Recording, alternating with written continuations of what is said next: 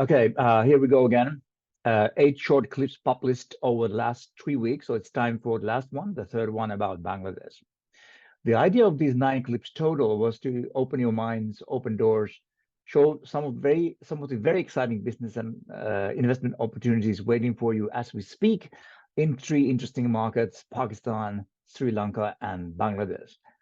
If there's anything you want to know more about, anything you want to ask, or if you're looking for partners or projects or just support for your future businesses, let me know. So let's get back to Bangladesh for a few minutes. Today, I will share 2 business sectors and then a little bit about the business and investment environment related issues. So IT, technology, and IT related services. So, like in Sri Lanka and Pakistan, also Bangladesh is a big provider of IT related services. Big, I mean, a number of freelancers and IT companies. So there are around 650,000 trained freelancers in Bangladesh and over 4,500 companies working with IT and IT related services. Also, like in 2 other countries under the focus in this short episode, so Sri Lanka and Pakistan, also in Bangladesh, the reason behind huge IT resources is the young population and training programs creating new professional workforce every year. As I mentioned in the first episode about Bangladesh, the working age population is around 68-70% of the whole population. Furthermore, there are around 30 IT and software parks operating in Bangladesh, and plans are to expand the sector up in total 64 districts in the country. And when you add the plans to triple the total internet bandwidth by end of this year, the platform to offer outsourced IT services globally is there. If you're looking for anything in the IT sector and beyond, please let me know and we'll browse for more.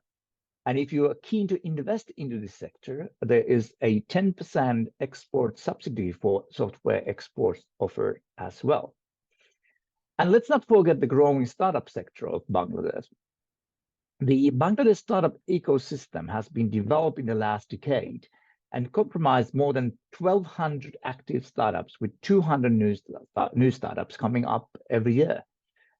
This ecosystem further creates over 1.5 million employment opportunities and provides solutions to more than 750,000 SMEs that enables their business environment.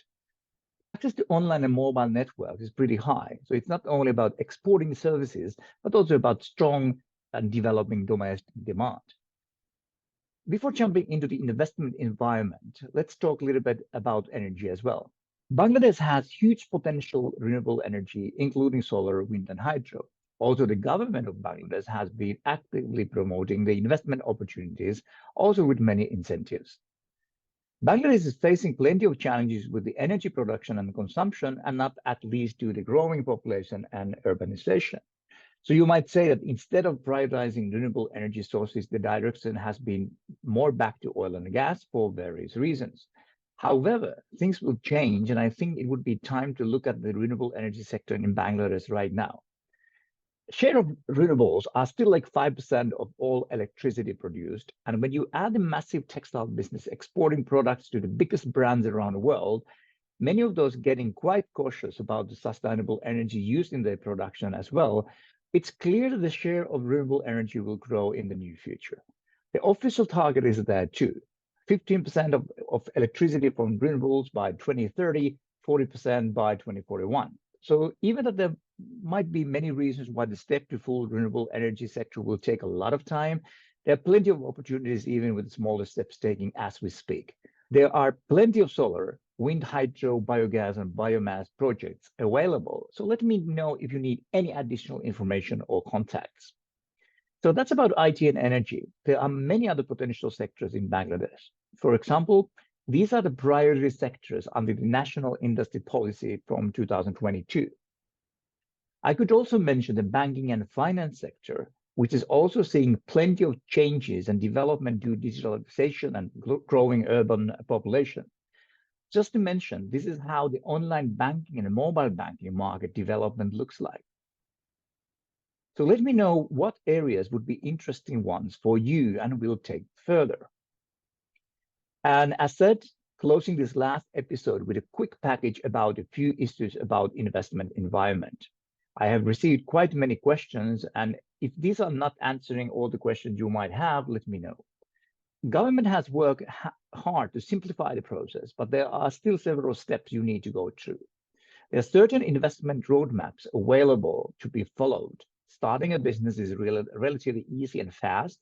Issues like protecting the minor shareholders and other important questions some of you raised earlier, and obviously in mind when investing into the existing company or into a new joint venture.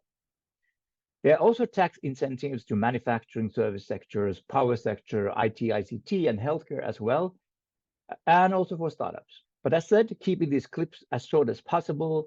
So if you want to know more, just let me know, and I will put you together with right professional partners in Bangladesh. That's all for now. 3 clips about 3 interesting markets in South Asia, all offering great business and investment opportunities. Thanks for watching. I hope I was able to boost some new thinking and open doors for new markets. And with my colleagues and teams around the region, I'm always ready to help and support, so don't hesitate to contact me.